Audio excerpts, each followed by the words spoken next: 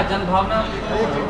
Sir इधर देखिए, हर एक राजनीतिक दल अपने तरीके से अपनी राजनीतिक पार्टी की पैठ को राज्य में, देश में बढ़ाने का प्रयास करता है। लेकिन भारतीय जनता पार्टी की जो राजनीति है वो विभाजनकारी राजनीति, हिंदू मुस्लिम कराना, जो हम लोगों ने परसेप्शन देखा है, विकास के मुद्दों से हटना और कुछ ऐसी बात करना, राम मंदिर, कभी कुछ जो जनता का मुख्य मुद्दा है, महंगाई, जनता के लिए हम कैसे आगे बढ़ें, कैसा देश, कैसे हम आगे प्रॉस्पर करें, उस पर उन लोगों का कम ध्यान रहता है।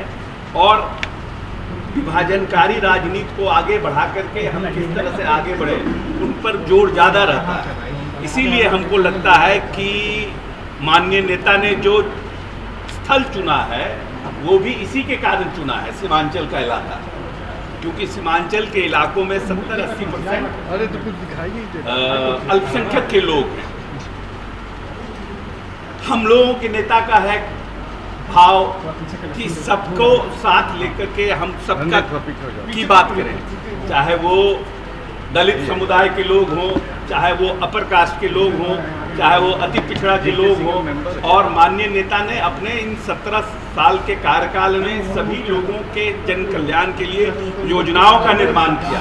तभी तो जो बजट उनके समय था, जब उन्होंने चार्ज लिया, चाहे दलित महादलित का बजट हो, चाहे पिछड़ा अति पिछड़ा का बजट हो, यहाँ तक कि अति पिछड़ा विभाग बनाने का काम किया, तो नेता हमारे जो है वो उनकी पॉलिटिक्स डिफरेंट है। तो हर लोग आते हैं, अपनी बात करते हैं। अब देखिए क्या बोलते हैं। अभी से बीजेपी नेताओं ने कहना शुरू कर दिया कि सीमांचल में घुसपैठिए ज़्यादा है, बांग्लादेशी है, तो क्या ये मुद्दा नहीं है? आपको क्या लगता है?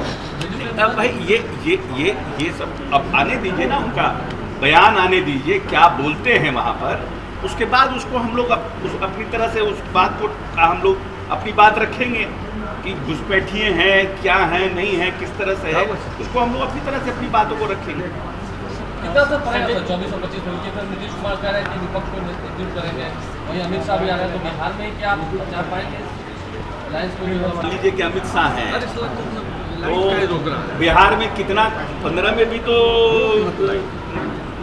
अमित शाह और क्या नाम है, हमारे माननीय प्रधानमंत्री जी का कार्यक्रम हुआ ही था विधानसभा के चुनावों में। लोगों ने तो देखा ही है उसका भी रिजल्ट। इस बार असर नहीं पड़ेगा, आपको क्या लगता है? जो माहौल बन रहा है, माहौल बनाने की कोशिश की जा रही है, लेकिन माहौल बन नहीं पाएगा ना, क्योंकि यहाँ पर मुख्यमंत्री जी सबको साथ लेके चलते हैं। यहाँ पर विभाजनकारी पॉलिसी यहाँ चल नहीं पाएगी, पॉलिटिक्स। और बिहार की जनता ने कभी भी इस तरह के लोगों को प्रश्रय नहीं दिया है। संजय जी, पीएफआई को लेकर लगातार पूरे देश में जिस तरह से गिरफ्तारी हुई, छापेमारी हो रही है, ऐसे में क्या लगता है केंद्र में अमित शाह का यहाँ आना और कई सारी बातों का जो है अभी कुछ के बाद सब कुछ खुलासा, तो क्या लगता है कि बिहार की पॉलिटिक्स पे कितना असर पड़ेगा?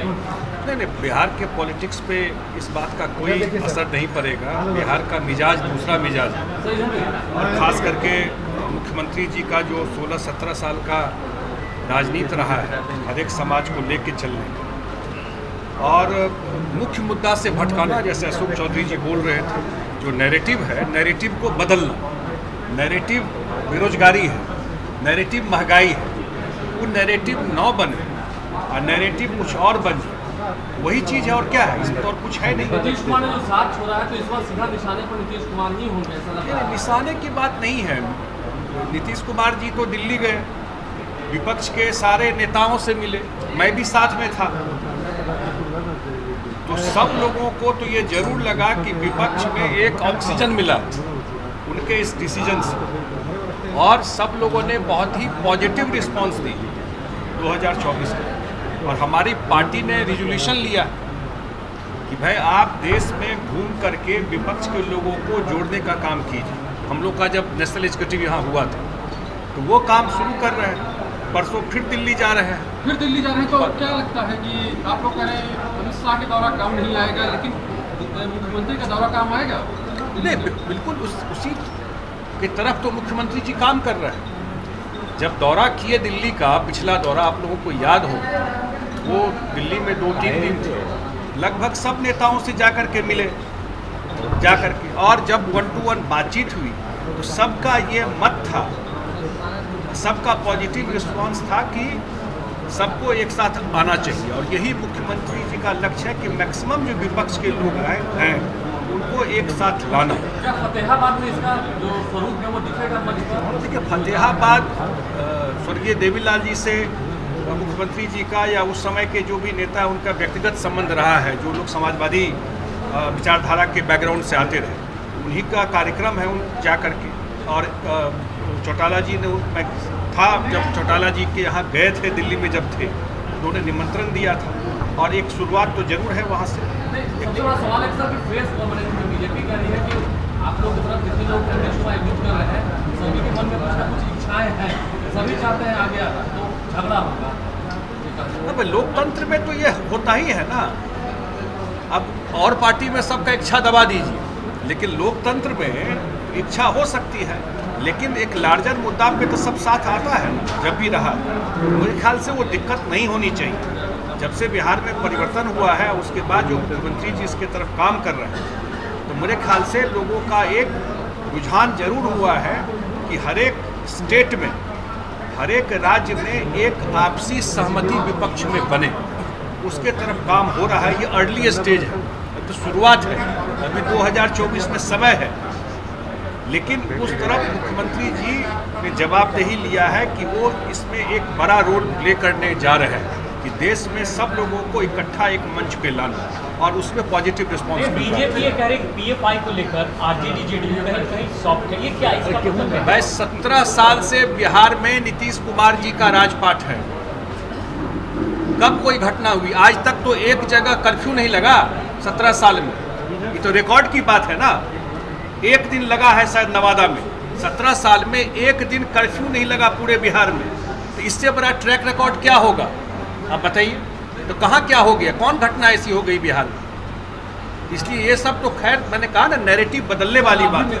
सीमांचल में जाते हैं, क्या लगता है आपको घुसपैठी है, आप बिहार पर हावी हो रहे हैं? ये एक महीना में हावी हो गए क्या? एक महीना में हावी हो गए, इससे पहले हावी नहीं थे?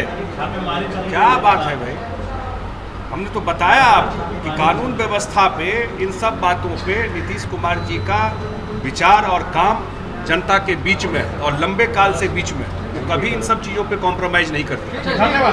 एक सवाल और है, रोड मैप में उनमें काम हुआ है, लेकिन जो आपके कृषि मंत्री हैं वो कह रहे हैं कि काम नहीं हुआ, जो काम होना चाहिए तो नहीं हुआ। मैं कल भी बोला, मैं गया था एक कार्यक्रम में, भाई तो रिकॉर्ड की बात है ना, तो डेटा से ना आप जज कीजिएगा। अब ऐसे बोलेंगे उसका क्या मतलब?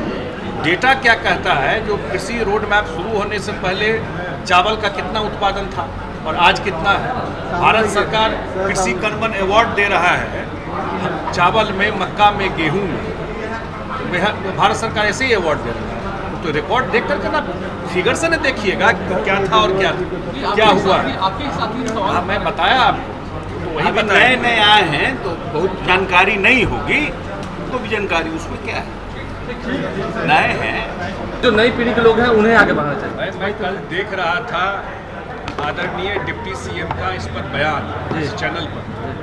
वो बयान में स्पष्ट डिप्टी सीएम ने कहा है, जो नेता हैं उस पार्टी के तेजस्वी प्रसाद यादव जी, उन्हीं को लेकर के, अब उनके बयान आने के बाद सब कुछ स्पष्ट हो जाता है। और नीतीश कुमार जी को मैंडेट मिला हुआ है देश में सबको जोड़ने का। मैंने कहा हमारे राष्ट्रीय कार्यकारिणी ने मैंडेट दिया हुआ है कि जा करके देश में सब लोगों को जोड़िए। बड़ी जवाबदेही है उनकी, और वो क्या करेंगे नहीं करेंगे पार्टी के लोग तय करेंगे, जदयू के लोग, जदयू के नेता हैं वो, आगे वो क्या करेंगे तो हमारे पार्टी के लोग न तय करेंगे। गठबंधन है आप लोग का, लगता है कि वो इतने सीनियर नेता ऐसे बयान दे रहे हैं? मैंने तो कहा उनके पार्टी के नेता आदरणीय तेजस्वी प्रसाद यादव जी, जो आदरणीय मुख्यमंत्री हैं, उनका बयान कल आया इस विषय पर कि ऐसे चीज़ों से बचना चाहिए, नहीं बोलना चाहिए। ये सब बोल करके किसको फायदा पहुंचा रहे हैं, किसको मदद कर रहे हैं? स्पष्ट उनका बयान आया है। मैं बयान देखा था, वो बोल रहे थे कि क्या बात हुई, सब तो बड़ा कैजुअल टाइप का बात होता है ना, कुछ भी कुछ बोल दीजिए कहीं, तो कैजुअल बात है ना। लेकिन सरकार बनी है, बिहार के जनता ने मैंडेट दिया है सरकार चलाने के लिए, काम करने के लिए। अब वो काम नीतीश कुमार जी कर रहे हैं। अब उनको क्या करना है सिर्फ नीतीश कुमार जी तय नहीं करेंगे। जदयू के जो एक एक वर्कर और पार्टी के लोग हैं जो उनसे जुड़े हुए हैं, वो तय करेंगे हमारे नेता के बारे में। हाँ भाई, क्यों नहीं रहेंगे, बिल्कुल रहेंगे। बिहार की जनता का आशीर्वाद प्राप्त क्यों नहीं रहेंगे।